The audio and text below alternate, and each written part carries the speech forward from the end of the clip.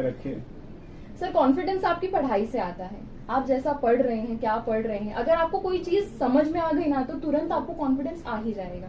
वो किसी को बोलने की जरूरत नहीं है ना, आपको कहीं से मोटिवेशन स्पीकर वगैरह सब कुछ भी नहीं। आप बस पढ़िए, आप पढ़ते रहेंगे, क्वेश्चन सॉल्व करते रहेंगे, जितना आप पढ़ेंगे वो पढ़ाई से आपको कॉन्फिडेंस आएगा। और आपके क्वेश्चन सही भी हो रहे तो आपके मार्क्स आने चाहिए ऑब्वियसली। जी बिल्कुल। तो आप उस पर ध्यान दीजिए, अपनी कमियों को नोट डाउन कीजिए। और अगर आपको 1 साल और इसके लिए जाना है तो ऐसे कुछ की ज्यादा ज्यादा आप टेस्ट दें और उन टेस्ट को ऐसा एग्जाम आप ट्रीट करें जैसे फाइनल एग्जाम में हम बैठते हैं। मतलब हर एग्जाम फाइनल है। हाँ, तो आपका प्रिपरेशन का क्वालिटी भी मैटर करता है, सिर्फ क्वांटिटी नहीं कि 12 घंटे पढ़ेंगे उसी से ही होगा।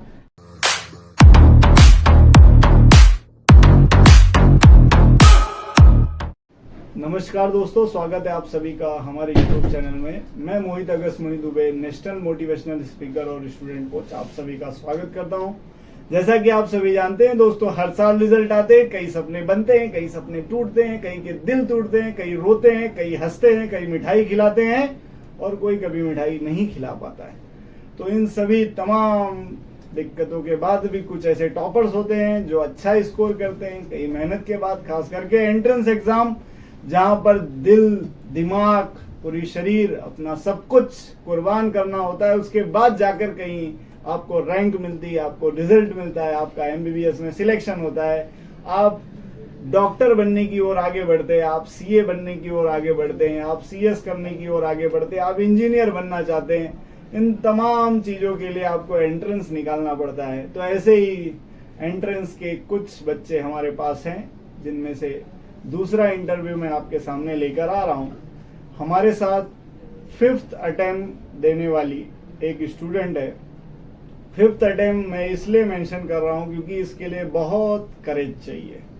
5 अटेम्प्ट देना मतलब अपने लाइफ के 4 साल को दांव पर लगाना, और इन 4 सालों में आप शायद कोई भी एक डिग्री लेकर एक अच्छा खासा टीचर बनकर अच्छी खासी पगार उठा सकते थे, लेकिन उसके बावजूद भी अपने सपनों को पूरा करने के लिए बीएमएस में एडमिशन लेने के बाद बीएमएस का एडमिशन कैंसिल करके वापस नीट की तैयारी में लगने की जो प्रक्रिया थी, उसके लिए उनको मैं बधाई देता हूं कि इतना करेज उन्होंने दिखाया। खास करके इनके पेरेंट्स को भी मैं साधुवाद करता हूं कि इतना सपोर्ट उन्होंने अपने बच्चे को किया, क्योंकि आज के दौर में ये बहुत जरूरी है कि सपोर्ट मिले। तो अब सीधे हम उस लड़की से बात करेंगे जिन्होंने इन सारी चीजों को किया और आज 666 मार्क्स लाकर, यानी 666 मार्क्स लाकर एमबीबीएस के लिए उनका एडमिशन होगा, इस बात की पूरी संभावनाएं हैं। तो उनसे बात करते हैं सीधा। थोड़ा सा आप अपने बारे में बताइए। आपका हमारे चैनल पर स्वागत है। अपना नाम, कैसे आपकी जर्नी शुरू हुई, स्कूलिंग कहाँ रही, आपके पिताजी जिनका आपके ऊपर इतना सपोर्ट है वो क्या करते हैं, थोड़ा सा एक इन्फॉर्मेशन हमें दीजिए। सर मैं पूजा यादव, मैंने अपनी 10th तक की schooling divine Providence high school से की है और 11th-12th में मैंने वर्तक से, मतलब 10th के स्कोर्स के बेसिस पे मेरा वर्तक नहीं हो गया था तो मैंने 11th और 12th वर्तक कॉलेज से किया है। और उसके बाद 11th के साथ मतलब मुझे नीट के बारे में इतना नॉलेज नहीं था तभी उस टाइम पे, तो जितना भी हम लोग को जो भी सोर्सेस मिलते थे, एनसीईआरटी वगैरह हो गया, फिर और मॉड्यूल्स हो गए, जहाँ से भी जो भी पता चलता था कि नीट में ये चीज़ें पूछी जाती हैं तो हम लोग उस हिसाब से अपना प्रिपरेशन करते थे। देन फिर 12th के साथ मैंने अटेम्प्ट दिया तो उसमें मतलब मार्क्स तो कम ही थे क्योंकि हमारी प्रिपरेशन भी इतनी ऑर्गेनाइज नहीं थी और हम लोग को उस टाइम पे ये सब भी नहीं पता था कि आपको टेस्ट सीरीज इतनी प्रॉपर देनी पड़ती है, रिवीजन इतना अच्छे से करना पड़ता है और एनसीईआरटी फोकस्ड होके मतलब उतना पढ़ना पड़ता है, तो ये सब नहीं था। देन फिर उसके बाद मैंने फर्स्ट ड्रॉप लिया इन्फिनिटी से। मैंने 11th-12th भी इन्फिनिटी से किया है और फर्स्ट ड्रॉप में फिर सर लोग ने जो भी किया, जो भी मटेरियल वगैरह प्रोवाइड किया तो वो सब हमने किया। देन उसके बाद फर्स्ट ड्रॉप में भी मेरे मार्क्स इतने अच्छे नहीं बने थे। देन फिर उसके बाद सेकेंड ड्रॉप लिया मैंने, उसमें जो भी मेरे मार्क्स थे उसके बेसिस पे मैंने सोचा कि अभी तो मार्क्स उतने नहीं आ पाएंगे, मतलब 600 प्लस तो बहुत ज़्यादा ही, बहुत बड़ा स्कोर लगता था। तो मैंने सोचा कि बीएमएस में एडमिशन ले लेते हैं। डॉक्टर में, मेडिकल फील्ड में आप कोई भी डॉक्टर आप बनोगे तो उसमें आपकी अर्निंग वगैरह है वगैरह, मतलब आपकी फील्ड है, अच्छी फील्ड है। तो मैंने सोचा कि बीएमएस में एडमिशन ले लेते हैं। देन मित्तल कॉलेज में आ गया था मेरा, देन उसमें से एडमिशन कैंसिल करा के मैंने सोचा कि नहीं, वापस करते हैं प्रिपरेशन वापस करते हैं, हो सकता है कि मार्क्स आ जाए, क्योंकि मेन तो एमबीबीएस ही चाहिए था। क्योंकि आप जब भी प्रिपरेशन स्टार्ट करते हो, किसी का भी कोई भी एग्जामिनेशन हो, नीट हो, जेईई हो, कुछ भी, आप उसमें बेस्ट सोच के करते हो। मतलब उस पर्टिकुलर एग्जाम से जो आपको बेस्ट कॉलेज मिलता है वो सोच के करते हो। बट देन फिर आपको अगर मार्क्स आपके नहीं आते हैं तो आपको वो नहीं करना है कि कम में मतलब कॉम्प्रोमाइज कर लेते हैं कि जो भी छोटा मोटा कॉलेज हमें मिल रहा है, फिर बीएमएस वगैरह मिल रहा है तो वो ले लेते हैं। वो नहीं करना है, आपको प्रिपरेशन कंटिन्यू करनी है। आपको जो आपकी कमियां लगती हैं कि हाँ ये चीजें मुझे करनी चाहिए थी, ऐसे पढ़ाई करनी चाहिए थी, मैंने ये चीजें नहीं पढ़ी, तो वो जैसे आपको पता चले आप फिर से समय दें उसमें। क्योंकि आपका एक बार सिलेक्शन हो गया, आपको कॉलेज अच्छा मिल गया, तो आगे आपकी वो चीजें सेटल होती जाएंगी। तो कभी भी कम में ना सेटल हो। आपकी जो ड्रीम्स है, एक्चुअली आपने जो सोचा है कि हाँ मुझे ये कोर्स करना है, मुझे इस कॉलेज में एडमिशन चाहिए, जब तक आपको वो कॉलेज ना मिले तब तक आप प्रिपरेशन करते रहें। जैसा कि आपने बताया कि प्रिपरेशन करते रहे, तो आपने बताया कि 11th स्टैंडर्ड में आपको उतना नीट का आइडिया नहीं था, उतनी जानकारी नहीं थी। तो ये जानकारी मतलब कहाँ से आई कि अब डॉक्टर के लिए जाना है? अपने पापा के बारे में भी शायद बताया कि आपके पापा टीचर हैं, तो टीचर थे तो उनका भी सपोर्ट आपको मिला होगा। हाँ। तो क्या उनसे इन्फॉर्मेशन आपको ये नहीं मिल पाई कि मतलब इस तरीके से हमें जाना चाहिए या ऐसा करना चाहिए? आपको ये जानकारी कहाँ से आई कि अब नीट के लिए जाना है या डॉक्टर ही बनना है? बचपन से सपना था या फिर बाद में आया, या फिर इतनी जिद कैसे आ गई कि नहीं अभी तो एमबीबीएस ही चाहिए, उसके लिए जितना होगा उतना करेंगे, ये कैसे आया? सर फादर मेरी टीचर हैं, बट वो ऐसे कॉलेज सेक्शन तक पढ़ाते हैं। जैसे हमारे बोर्ड एग्जाम जो हो गए उतना तक का, उनको भी कॉम्पिटिटिव एग्जाम्स का इतना नहीं है और इतना नॉलेज नहीं है, प्लस वो इतना पढ़ाते भी नहीं है। फिजिक्स और मैथ्स के टीचर हैं, नॉर्मल ऐसे स्कूल्स और कॉलेजेस में पढ़ाते हैं। तो मुझे जैसे जैसे पता चला, मैंने जब भी क्लासेस तो मैंने इन्फिनिटी ज्वाइन किया था, 11th के एंड में ज्वाइन किया था, मुझे पहले स्टार्टिंग में नहीं पता था। तो मुझे किसी फ्रेंड ने मेरे सजेस्ट किया कि यहाँ पे एक इन्फिनिटी क्लासेस है, वहाँ पे एनसीईआरटी वगैरह पढ़ाते हैं, एनसीईआरटी बेस्ड प्रिपरेशन कराते हैं, आपको नीट का पढ़ाएंगे। तो उसके बाद मैंने 11th एंड मेरा हो गया, मुझे इतना नहीं नॉलेज था, तो मैंने 11th के एंड में ज्वाइन किया। देन फिर सर लोग फिजिक्स हो गया, केमिस्ट्री हो गया, ये सब बहुत मतलब जो भी रिक्वायर्ड कंटेंट है वो सब बताने लगे कि आपको ये चीज़ें पढ़नी है, आप कुछ भी मत पढ़ो, ये पर्टिकुलर बुक है, उन्होंने बुक्स वगैरह सजेस्ट की, कंटेंट सजेस्ट किया, एनसीईआरटी से पढ़ो, एनसीईआरटी से ऐसे ऐसे क्वेश्चंस करते हैं, कैसे सॉल्व करना है क्वेश्चंस को, अप्रोच कैसे करना है, जो चीज़ें मतलब जो लैग थी वो मुझे पता चली आगे। हाँ, देन फिर मेन चीज ये होता है कि क्लासेस ही आपका सब कुछ नहीं करेगा। अगर क्लासेस ने आपको जो चीजें प्रोवाइड की हैं, सेल्फ पे आपको वो चीजें अप्लाई करनी है। जैसे सेल्फ स्टडी में आपको वो चीजें इंक्लूड करनी है, उतने रेपिटेटिव तरीके से रिवीजन वगैरह, तो ये सब चीजें लैग थी। अगर वो चीजें मैं अपना 11th 12th में ही अगर ये चीजें मैंने पुट की होती, प्रॉपरली चीजों को रिवाइज करना और समय समय पे टेस्ट देना, तो क्लासेस वगैरह ने तो काफी कुछ ऐसे प्रोवाइड किया था कि हो जाए। बट देन फिर सेल्फ जो चीजें होती हैं, जब तक आप वो नहीं पुट करोगे तब तक आपको रिजल्ट्स नहीं मिलेंगे। आपसे मैं अगर पूछूं कि अगर एनसीईआरटी 8th स्टैंडर्ड से महाराष्ट्र बोर्ड के बच्चों को पढ़ा दिया जाए तो क्या होगा?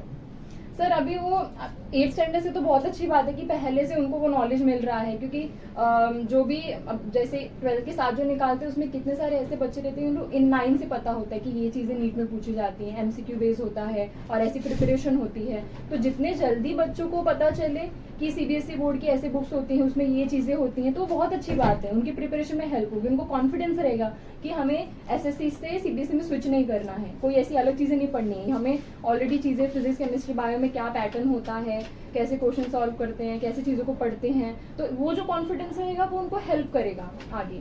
तो अच्छी बात है कि अर्ली एज से 8 से 9 से अगर बच्चों को पता चल रहा है। आपने इतने अटेम्प्ट किए हैं तो नॉर्मली कितने आवर्स आपने स्टडी को दिए इतने समय में, और क्या कमियां रह जाती हैं जो हम प्रिपेयर नहीं कर पाते हैं जिसकी वजह से हमारे मार्क्स कम रह जाते हैं?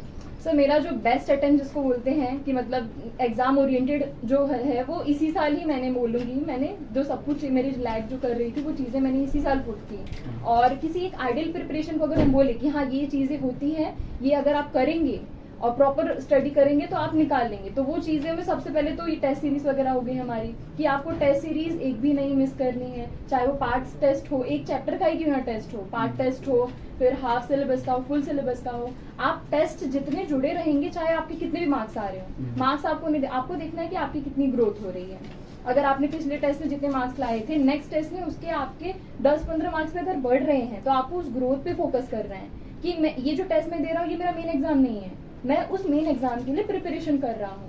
तो मुझे ये टेस्ट को एज अ मतलब वो टीचर जैसे हमें सिखाते हैं वैसे हर एक टेस्ट को हमें सीखना है, उनको एनालाइज करना है। टेस्ट सीरीज आप प्रॉपर देंगे। देन दूसरी चीज़ होती है रिविजन। रिविजन सबसे मेन चीज़ होता है, क्योंकि आप कितनी भी अच्छे से कोई भी चीज़ पढ़ लें, जब तक आपने उस चीज़ों को रिवाइज नहीं किया तब तक कुछ मतलब नहीं निकलेगा। तो ये रिवीजन जो चीज़ है ये हम लोग को पहले, हम लोग जब नहीं पता था तो हम लोग को लगता था कि चीज़ें हमने पढ़ ली तो मतलब वही बड़ी बात हो गई, रिवाइज क्यों करना चीज़ों को। फिर बाद में पता चलता है कि हाँ एग्जाम आने लगता है कि ये चीज़ें तो पढ़ी थी पर याद नहीं आ रही कि क्या है मतलब। तो फिर रिविजन का बहुत इंपॉर्टेंट रोल होता है।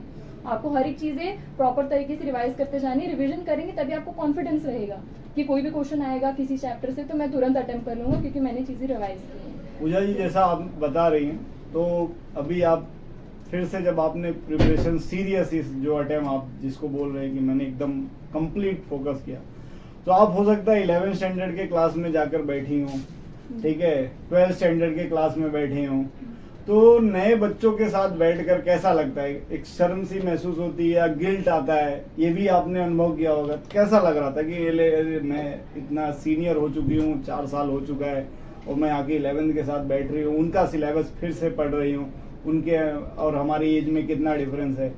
तो कैसा एक्सपीरियंस रहा उस चीज़ का, और बच्चों को क्या ये करना चाहिए, इसका क्या फ़ायदा होता है, थोड़ा सा वो बताएं।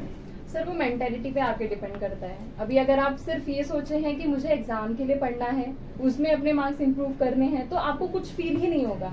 अगर आप यही सब सोचते रह जाएंगे घर में वापस क्लास ज्वाइन करूंगी, वहीं पे भी करना ही पड़ेगा आपको, टेस्ट के लिए या फिर पढ़ने के लिए आपको ज्वाइन करना पड़ेगा।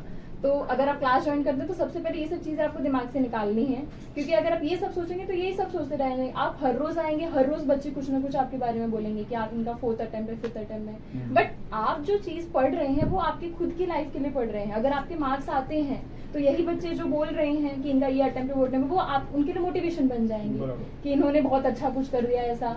तो वो डिपेंड करता है आपका क्या गोल है, आपके जो थॉट्स हैं, आपके जो टारगेट्स हैं वो क्लियर होने चाहिए। अगर वो क्लियर है तो ये सब चीज़ों से फर्क ही नहीं पड़ता है। किन सब्जेक्टों पर ज्यादा ध्यान देना चाहिए? सर अभी नीट एस्पिरेंट्स के लिए तो फिजिक्स जो है उसमें जो थोड़ा कैलकुलेटिव पार्ट होता है तो लोगों को डिफिकल्ट लगता है। तो बायोकेमिस्ट्री तो थियरी है, थियरी आप पढ़ेंगे तो कैसे हम लोग ईजी लगता है कि हाँ ये चीज़ समझ रही, तो वो बायोकेमिस्ट्री एक थियोरेटिकल हो गया तो वो हो जाता है। फिजिक्स में थोड़ा प्रैक्टिस करना पड़ेगा, फिजिक्स प्रैक्टिस बेस्ड सब्जेक्ट है, जितना आप प्रैक्टिस करेंगे उतना आपको कॉन्फिडेंस आएगा। और जैसे टाइम टेबल बनाया जाए, बहुत सारे बच्चे टाइम टेबल बनाए, तो आपको क्या लगता है टाइम टेबल बनाने से फायदा होता है क्या? सर टाइम टेबल देखिए बनाइए, बट टाइम टेबल जो हम वो चार्ट बनाते हैं, टाइम फिक्स करते हैं, ऐसा फिक्स नहीं आपको करना है, रिजिड टाइम टेबल नहीं होना चाहिए आपका। एक शेड्यूल जिसको बोलते हैं कि आपको सुबह उठना है, आपको सोचना है कि आपको कौन से सब्जेक्ट्स में क्या क्या पढ़ना है, सिर्फ ये टाइम मत फिक्स कीजिए। जैसे सुबह उठना कितना जरूरी है? लोग कहते हैं कि सुबह ही उठना चाहिए, कुछ बच्चे तो रात में पढ़ते हैं, तो रात में पढ़ने वाले बच्चों का सही नहीं है, नहीं सुबह ही पढ़ना चाहिए। तो एग्जाम तो सर सुबह में ही है ना, दोपहर का ही है, तो वो आपका माइंड क्लॉक अगर उस तरीके से अरेंज रहा तो अच्छा है, क्योंकि रात को अगर आप जगेंगे तो सुबह आपको नींद लेनी पड़ेगी, तो वो थोड़ा बेटर होगा कि अगर आप डे वाला, नहीं तो फिर नाइट का भी ठीक है, मतलब जैसा आपको कंफर्टेबल हो। आपको कोई ऐसे फिक्स नहीं करना है किसी का सुन के कि सुबह करना है या शाम को करना है।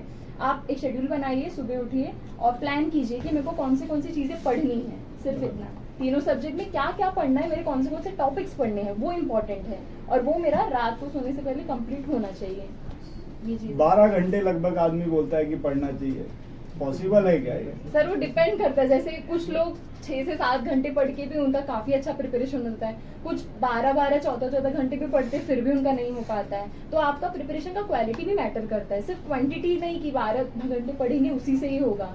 अगर आपकी जो 12 घंटे वाला स्टूडेंट पढ़ रहा है, अगर आप 6 घंटे में, 7 घंटे में, मैक्सिमम 8 घंटे में भी कवर कर रहे हैं तो अच्छी बात है। वो क्वांटिटी, जो क्वालिटी होता है वो मैटर करता है, क्वांटिटी तो है ही, 7-8 घंटे उतना तो अच्छा गाइडेंस कितना जरूरी है एंट्रेंस के एग्जाम की अगर मैं बात करूँ तो, और किससे गाइडेंस लेना चाहिए ये भी तो बहुत इंपॉर्टेंट है। किससे लेना चाहिए, अच्छा गाइडेंस क्या है, और कब ये आ जाना चाहिए? सर गाइडेंस तो अभी जो भी आप, पहली बात तो जो कोचिंग क्लासेस आप ज्वाइन कर रहे हो आपके यहाँ पे, तो जैसे हमारे यहाँ पे तो हमारा क्लासेस जो है नीट वगैरह के लिए काफ़ी अच्छा, मतलब मोटिवेशन प्लस प्रॉपर गाइडेंस की क्या क्या चीज़ें पढ़नी चाहिए, कैसे पढ़नी चाहिए। तो आपके एरिया में जो बेस्ट, जैसे हमारे एरिया में इन्फिनिटी है, तो मैंने तो सर लोग से ही जो भी मोटिवेशन गाइडेंस वगैरह हो गया, कैसे पढ़ना है, क्या पढ़ना है, तो मेरे लिए यहाँ का बेस्ट है।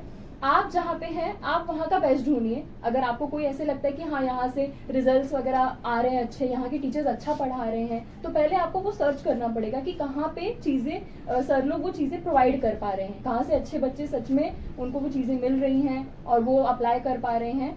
और आप ऑनलाइन वगैरह भी अगर देखेंगे तो वहाँ पे भी काफ़ी ऐसी चीज़ें हैं कि मतलब सर लोग बताते, प्रॉपर गाइडेंस देते हैं।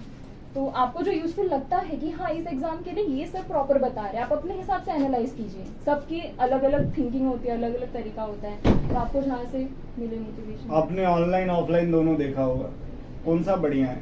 ऑनलाइन बढ़िया है या ऑफलाइन बढ़िया है? सर कहीं से भी आप पढ़ेंगे ऑफलाइन आपको बैठ के तो वैसी प्रिपरेशन करनी ही पड़ेगी आपकी अंडरस्टैंडिंग के ऊपर। जैसे हम लोग 11th-12th से जितना पढ़े तो हमारी ऑफलाइन की ज्यादा आदत है, मतलब सामने से कोई बताए, हमें टीचर बता रहे हैं, हमें डाउट्स जो आ रहे हैं वो सॉल्व कर रहे हैं, तो हमें ऑफलाइन की ज्यादा मतलब है। और ऑफलाइन थोड़ा आपका होना भी चाहिए, कितना भी आप ऑनलाइन पढ़े बट वो बुक पेन लेके सॉल्व करना, प्रॉपर एनसीईआरटी को वो लाइन टू लाइन पढ़ना, वो ऑफलाइन चीजें तो आपको करनी ही पड़ेंगी।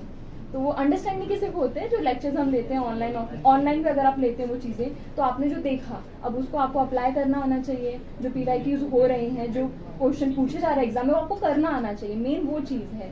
अगर एग्जाम के क्वेश्चन आपके बन रहे हैं तो आपके जैसे बन रहे हैं आप उस पर जाइए। अगर आपको ऑनलाइन समझ आए तो बहुत अच्छी बात है, आप ऑनलाइन कीजिए, नहीं तो फिर ऑफलाइन ज्वाइन कीजिए। अब आगे आपका क्या प्लान है पूजा जी? सर MBBS करने के बाद क्या करेंगे?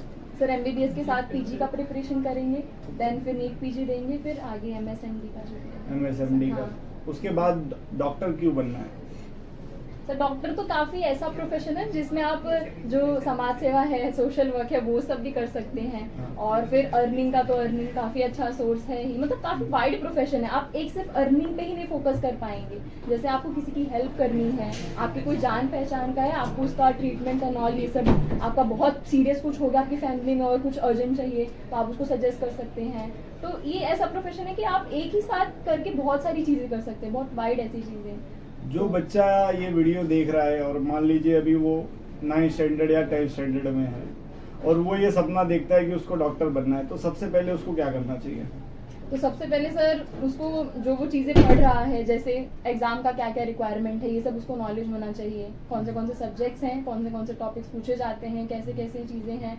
अगर वो 9-10 से, तो मैं बोलती हूँ जो हमारा बेस होता है, जैसे अभी सर ने भी बोला था कि 11th-12th का जो प्रिपरेशन होता है वो सबसे मेन होता है। अगर फिर वो आपका हिल गया, मतलब बहुत अच्छे से आपने नहीं किया, तो आगे जाके इसको कवर अप करना बहुत मुश्किल होता है। तो सेम यही चीज़ें 9-10th में भी, अगर आप 9-10th में प्रॉपर चीज़ें पढ़ रहे हो तभी से ही, कितने सारे स्टूडेंट्स हैं तभी से उनकी प्रिपरेशन थोड़ी थोड़ी नॉलेज रहती है। तो जब आप 11th-12th में आओगे तो वो चीज़ें आपको कवर करना ईजी हो जाएंगी, आपको और टाइम मिलेगा, आपका टाइम सेव होगा, तो आप उसमें और क्वेश्चंस लगा सकते हो, टेस्ट दे सकते हो।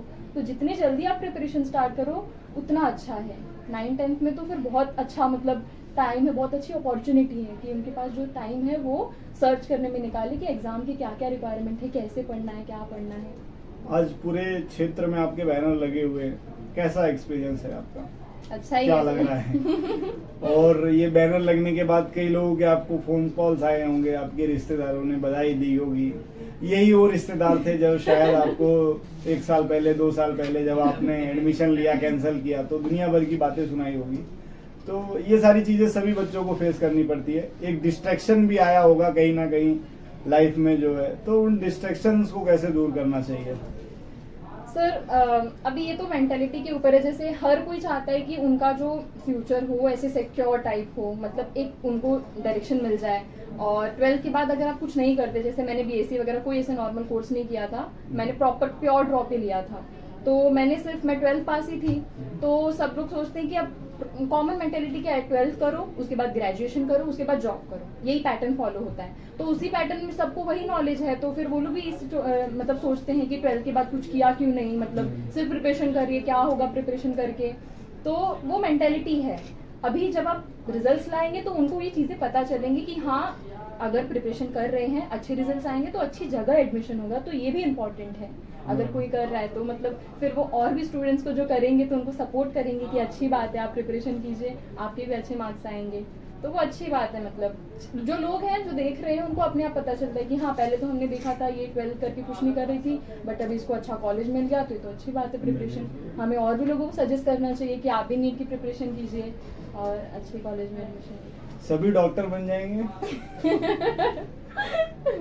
24 लाख बच्चों ने पेपर दिया था इस बार, ठीक है। 80,000 या लगभग लाख बच्चों के आसपास जो है उनका होता है गवर्नमेंट कॉलेजेस में, बाकी सब वैसे रह जाते हैं। तो मेरे जो कैलकुलेशन है अराउंड 15 लाख के आसपास बच्चे वो उस ड्रॉप में खत्म हो जाते हैं। उसमें से लगभग 10 लाख लोग छोड़ देते हैं। अभी हाल ही में एक लड़की मुझे मिली थी, 3 अटेम्प्ट दे चुकी है, उसके मार्क्स ही नहीं इंक्रीज हो रहे हैं। तो ऐसे बच्चों के लिए क्या बोलना चाहेंगे, क्योंकि आप खुद आपने इतने अटेम्प्ट किए हैं, लास्ट एक मैसेज जो आप उनको देना चाहे जो कम्प्लीटली निगेटिव हो चुके हैं कि अरे मेरा नहीं होगा, अब जाने दो, दूसरा कुछ कर लेते हैं, तो उनके लिए क्या कहना चाहेंगे? देखिए सर, जो एक अटेम्प्ट होता है ना, आप वेस्ट नहीं बोल सकते। लाइफ में जो भी चीजें आप कर रहे हैं ना, अगर आप उसमें कोशिश कर रहे हैं, अगर नहीं सक्सेसफुल हो रहे हैं, तो ऐसा नहीं कि वो वेस्ट है। क्योंकि देखिए, जब आपको रिजल्ट मिलेगा ना, जब आप सक्सेसफुल हो जाएंगे उस पर्टिकुलर चीज में, तो आपको लगेगा कि हाँ, ये जो साल थे इसमें मैंने, भले मुझे रिजल्ट नहीं मिला पर वो वेस्ट नहीं था, मैंने कुछ ना कुछ तो सीखा। चाहे आप नेगेटिव पॉजिटिव जो भी चीजें हैं, अपनी गलतियां हो गई या फिर मुझे कहाँ पे क्या चीज करनी चाहिए थी, कहाँ पे कैसे पढ़ना चाहिए था, तो वो लर्निंग होती है। कोई भी चीज वेस्ट नहीं होती है। पहली बात, उन बच्चों को ये देखना चाहिए कि क्या मुझे यही करना है, ये चीजें क्लियर होनी चाहिए कि मुझे सच में करना क्या है। अगर मैं कम में BMS वगैरह में कॉम्प्रोमाइज कर लेती हूँ तो ठीक है, फिर उसके लिए जाओ। अगर नहीं, मुझे गवर्नमेंट कॉलेज ही चाहिए, MBBS के लिए जाना है, तो आप अपनी प्रिपरेशन पे ध्यान दो कि कमी कहाँ है, मार्क्स जा कहाँ रहे हैं। क्योंकि अगर आप प्रॉपर पढ़ रहे हो और क्वेश्चंस भी सॉल्व कर रहे हो, आपके क्वेश्चन सही भी हो रहे हैं, तो आपके मार्क्स आने चाहिए ऑब्वियसली। बिल्कुल। तो आप उस पर ध्यान दीजिए, अपनी कमियों को नोट डाउन कीजिए। और अगर आपको 1 साल और इसके लिए जाना है, तो ऐसी कुछ मेंटेलिटी नहीं है कि बहुत लेट हो जाएगा वगैरह, ये सब। आपको अच्छा कॉलेज मिल जाएगा तो फिर ये सब वर्थ इट लगेगा आपको। हाँ, एक दिन डॉक्टर बन जाएंगे। हाँ, तो आपको ये सब चीजें वर्थ इट लगेंगी कि हाँ, वो सब चीजें थी, बट देन मैंने कुछ करके दिखाया ऐसा। किसी कोई जल्दी कामयाब होता है, कोई लेट कामयाब होता है, आगे पीछे। इम्पोर्टेंट ये होता है कि आपकी कामयाबी कैसे आ रही है और उस कामयाबी को आप कैसे लेते हैं। तो आप अपनी इस अचीवमेंट को कैसे ले रहे हैं पूजा? मैंने तो ऐसे मतलब एक पॉजिटिव करके लिया है कि हाँ, जो भी चीजें थी, मेरी गलतियां थी, उनको मैंने देखा और मैंने ट्राई की, हाँ इस बार वो चीजें नहीं होनी चाहिए। मैंने पूरी कोशिश की कि वो जो गलतियां थी जिनकी वजह से मार्क्स कम हो रहे थे या फिर नहीं कॉन्फिडेंस आ पा रहा था कि हाँ हो जाएगा, नहीं हो जाएगा ऐसा, तो वो चीजें मैंने रिजॉल्व करने की कोशिश की। कॉन्फिडेंस कैसे बना रहे, उसको कैसे बनाए रखे? सर, कॉन्फिडेंस आपकी पढ़ाई से आता है। आप जैसा पढ़ रहे हैं, क्या पढ़ रहे हैं, अगर आपको कोई चीज समझ में आ गई ना, तो तुरंत आपको कॉन्फिडेंस आ ही जाएगा। वो किसी को बोलने की जरूरत नहीं है ना, आपको कहीं से मोटिवेशन स्पीकर वगैरह सब कुछ भी नहीं। आप बस पढ़िए, आप पढ़ते रहेंगे, क्वेश्चन सॉल्व करते रहेंगे। जितना आप पढ़ेंगे वो पढ़ाई से आपको कॉन्फिडेंस आएगा। और ये सब चीजें कि यूट्यूब पे वीडियो देख लूँ उससे मोटिवेशन मिल जाएगा, किसी को पूछ लूँ इससे मोटिवेशन मिल जाएगा, ये सब फालतू की चीजें हैं। आप खुद पढ़िए, एनालाइज कीजिए कि हाँ, ये चैप्टर से ये चीजें आ रही हैं, आपने पढ़ लिया, आपको आ रही है, आपने क्वेश्चन सॉल्व किए, PYQs आपसे निकल रहे, तो तुरंत आपको कॉन्फिडेंस आ जाएगा। तो आप ना अपनी प्रिपरेशन पे कॉन्फिडेंस करने की कोशिश कीजिए, और ये सब जो इधर उधर के सोर्सेस है उसमें इतने समय में एक वर्ड बहुत यूज किया जाता है आज के यूथ खास करके, एंजॉयमेंट होना चाहिए लाइफ में। तो आपका क्या मानना है, कितना एंजॉयमेंट आपने किया या कैसे एंजॉयमेंट किया? मूड क्या था, एंजॉयमेंट ही करने में रह गए, ऐसा कुछ? क्या बोलना चाहेंगे इस पे, एंजॉयमेंट पर क्या बोलना चाहेंगे? क्योंकि आज की यूथ की डिमांड होती है कि हमें तो एंजॉयमेंट चाहिए, सब कुछ होना चाहिए, रील्स बनाना है, ये बनाना है, वहाँ घूमने जाना है, ऐसे करना है। तो ये सब जरूरी है या फिर पहले प्रिपरेशन पर ध्यान दिया जाए? सर, एंजॉयमेंट का अपना मतलब सबके लिए अलग अलग तरीके होते हैं एंजॉयमेंट के। जैसे कुछ लोगों को यही सब एंजॉयमेंट लगता है, बाहर जाना, पार्टी करना, जो भी है उनका सेलिब्रेट करना, ये सब। अभी हमारे लिए एंजॉयमेंट ये है कि अच्छे कॉलेज में जब आपका एडमिशन होगा तो उससे बड़ा कोई एंजॉयमेंट नहीं होगा। तो अगर उसके लिए आप थोड़ा सा वेट कर रहे हैं, आप थोड़ा सा घर पे बैठ के पढ़ रहे हैं वगैरह, तो ये सब अच्छी चीज है, आप सही चीज के लिए इन्वेस्ट कर रहे हैं, तो उसमें आपको सेटिस्फेक्शन है। जैसे हमें ऐसा है कि हम उस चीज से सेटिस्फाइड हैं कि हम जो भी मेहनत कर रहे हैं, एक ना एक दिन उसका रिजल्ट आने ही वाला है। तो वो सेटिस्फेक्शन ज्यादा जरूरी है मेरे हिसाब से। एंजॉयमेंट तो बहुत शॉर्ट टर्म होता है, सेटिस्फेक्शन होना चाहिए जो भी चीज आप कर रहे हैं या फिर जिस भी फील्ड में आप जा रहे हैं। तो ये थी हमारे साथ पूजा जी। अंत में आपसे एक मैसेज चाहूंगा कि जो बच्चे निराश है, हताश है, परेशान है, उनके लिए आप क्या बोलना चाहेंगे? सर, उनके लिए यही चीज है कि आप अपनी गलतियों पे फोकस कीजिए और ट्राई कीजिए कि ज्यादा से ज्यादा आप टेस्ट दें और उन टेस्ट को ऐसा एग्जाम आप ट्रीट करें जैसे फाइनल एग्जाम में हम बैठते हैं। मतलब हर एग्जाम फाइनल है। हाँ, हर मैं नीट के लिए बैठी हूँ, हाँ, या मैं नीट दे रहा हूँ, माहौल इस से। तरीके से। और उसमें ट्राई कीजिए कि ज्यादा से ज्यादा आप स्कोर कर सके या फिर गलतियां कम कर सकते हैं। मेन ये चीज है, अगर आप गलतियां कम करेंगे तो स्कोर्स अपने आप इंप्रूव होंगे, स्कोर्स इंप्रूव होंगे तो आपको कॉन्फिडेंस आएगा कि हाँ मैं इतना स्कोर अगर कर रहा हूँ यहाँ पे तो मैं मेन एग्जाम में भी इससे अच्छा ही स्कोर करूंगा, तो वो आपको कॉन्फिडेंस एक देगा। पापा और पेरेंट्स जो आपके हैं या जो भाई बंधु आपके हैं, उनको आप क्या कहना चाहेंगे? उनको सर क्योंकि उनका सपोर्ट बहुत जरूरी था, हाँ। तो उनके सर लिए कुछ हाँ, ये शब्द अगर पेरेंट्स आप का रोल जो कहें। है ये भी बहुत इंपॉर्टेंट है, क्योंकि जब तक पेरेंट्स आपको नहीं करेंगे ना कि हाँ आप जो करना चाहते हो वो करें, तो एक आपको फ्रीडम नहीं मिल पाती। फ्रीडम जरूरी है कि हाँ जो भी चीज़ मैं कर रही हूँ मेरे पेरेंट्स, मेरी फैमिली उसमें सपोर्ट कर रही है कि नहीं, क्योंकि हर एक स्टेज में आपकी फैमिली ही आपके साथ रहती है। तो ये बहुत बड़ा रोल है पेरेंट्स का, मेरे पेरेंट्स का, कि उन्होंने बोला कि अगर तुमको लगता है कि तुम पढ़ के निकाल सकते हो तो ठीक है तुम लो एक साल, बट रिजल्ट्स वगैरह जो है वो अच्छे रहने चाहिए। तो ये तो रहेगा एक प्रेशर आपको कि आपको अच्छे रिजल्ट्स क्रिएट करने हैं, बट अगर आपके पेरेंट्स आप पे बिलीव करते हो तो बहुत अच्छी बात है, उनका सपोर्ट इम्पोर्टेंट है। तो ये थी पूजा यादव जी, हमारे क्षेत्र के एक नामी टीचर जो नंदलाल सर हैं, उनकी सुपुत्री हैं, और इसी तरीके से वो अपने जीवन में आगे बढ़ते रहें, और जो उनका मुकाम जो उन्होंने चाहिए था, अब MBBS में उनका एडमिशन होना पूरी तरीके से श्योर है। जल्दी उनको MBBS में उनका एडमिशन हो, जल्दी वो डॉक्टर बने और समाज के लिए, अपने लिए, अपने परिवार के लिए, अपने लोगों के लिए अपना योगदान दे। हमें भी कभी जरूरत पड़े तो हमारी भी मदद हो सके। तो इसी के साथ पूजा यादव जी का धन्यवाद, उनको बहुत सारी बधाइयाँ मैं अपने तरफ से देना चाहूँगा। और वो काफ़ी बच्चों के लिए इंस्पिरेशन है जो 3 अटेम्प्ट 4 अटेम्प्ट देकर, क्योंकि मैं कई बच्चों से खुद भी मिला हूँ, 5-5 अटेम्प्ट देकर बैठे हैं, उसके बाद कुछ और करने लगते हैं। तो ऐसे बच्चों के लिए वो इंस्पिरेशन है कि आपको अपनी चीज़ों पर लगे रहना चाहिए, अपनी गलतियों को समझना चाहिए और आगे बढ़कर उनको एक्सेप्ट करना चाहिए, क्योंकि गलतियां मालूम पड़ती हैं पर उसे कोई एक्सेप्ट नहीं करता, तो उसका एक्सेप्ट करना भी बहुत जरूरी है। इस वीडियो में इतना ही, फिर एक किसी टॉपर के साथ आपसे रूबरू होंगे, आपके साथ, आपके सामने। मैं मोहित दुबे आप सभी का धन्यवाद करता हूँ। Thank you.